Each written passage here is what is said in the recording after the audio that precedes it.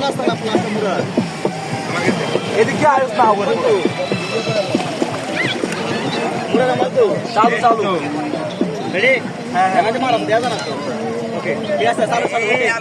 bike bike করা করা জেলিপি জেলিপি চালু চালু হ্যাঁ মিউজিক বন্ধ করুন মিউজিক কা গীত বন্ধ করুন ভাই